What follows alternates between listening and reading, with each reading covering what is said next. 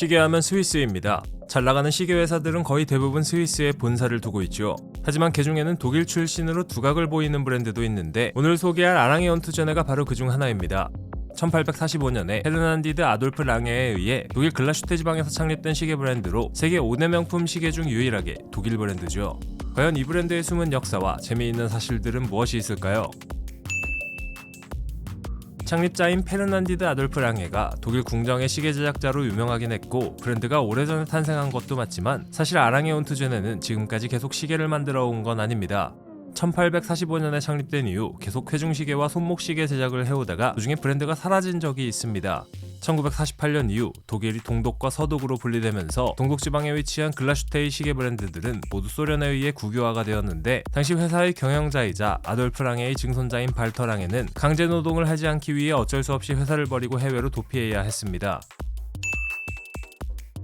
하지만 1990년 소련이 무너지고 독일이 통일되면서 발터 랑에가 다시금 아랑에 온투제네를 재건했고 독일산 명품 시계가 탄생하게 되었습니다. 당시 IWC와 예거르 쿨투르의 전무이사였던 군터 블룸레인의 도움을 받아 아랑에 온투제네는 1990년에 다시 탄생했는데요.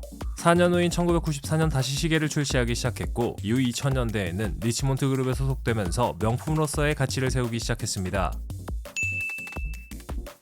아랑에 온투제네는 영어로 바꾸면 아랑에 앤드 선즈라는 뜻으로 아돌프 랑에와 아들들이라는 의미를 지니고 있습니다. 명품 의류 브랜드나 시계 브랜드를 보면 창립자의 이름을 걸고 판매하는 브랜드가 꽤 많은데요. 이는 본인 이름을 거는 게 제품의 높은 퀄리티와 이에 대한 자부심을 나타내는 데 가장 효율적인 방법이었기 때문입니다. 아랑에 온투제네의 브랜드 로고 밑에는 글라슈테라는 글자가 새겨져 있습니다. 이곳은 랑에 시계의 생산지인데요. 독일어로 글라슈테는 유리를 만드는 곳이라는 뜻이죠. 아랑에 온투제네를 대표하는 모델을 한 가지만 꼽으라면 랑에 원을 골라야 할 것 같네요. 중앙을 벗어난 시침과 분침의 독특한 디자인, 특유의 무브먼트 등의 특징을 갖고 있고 1994년에 출시되면서 랑에의 부활을 주도한 모델이라고 평가받고 있습니다. 랑에 원뿐만 아니라 다른 모델들에도 들어가는 이 날짜 표시 부분은 과거 독일 드레스덴의 오페라 하우스에 설치되었던 5분 시계에서 영감을 받아 디자인되었죠. 비오렌이라는 시계가 있습니다. 이 모델은 2차 대전 독일 공군인 루프트와페의 파일럿들을 위한 시계였는데요. 당시의 파일럿 워치는 시한성 때문에 케이스의 크기가 55mm로 매우 컸을 뿐만 아니라 양파 모양을 가진 특유의 용도도 꽤 큰 편이었습니다. 그 이유는 당시 파일럿들은 장갑을 끼고 비행기를 몰았는데 장갑을 낀 상태에서 작전 시간 타이머를 쉽게 맞출 수 있게 하기 위해서였죠. 이 비오렌을 생산해서 납품한 업체는 모두 5곳이었는데 아랑에 온투제네, 웬페, 라코, 스토바 그리고 IWC가 바로 그 주인공이었습니다. 참고로 IWC는 연합군과 독일군 모두의 시계를 납품하기도 했습니다. 좋은 물건에는 적도 그리고 아군도 없죠. 짜이트베르크 모델은 매우 독특한 페이스를 가지고 있습니다. 일반적인 시계와는 다른 시간 표기 방식을 갖고 있는데요. 양옆의 숫자는 시간, 아래 부분은 초침을 표시한다고 합니다. 시계 전문가 및 리뷰어들의 평으로는 디자인이 매우 뛰어나서 시대를 초월할 수 있을 정도입니다. 짜이트베르크의 장점은 이뿐만이 아닙니다. 바로 미닌 리피터라는 기능이 있는 제품이 출시되고 있는데요.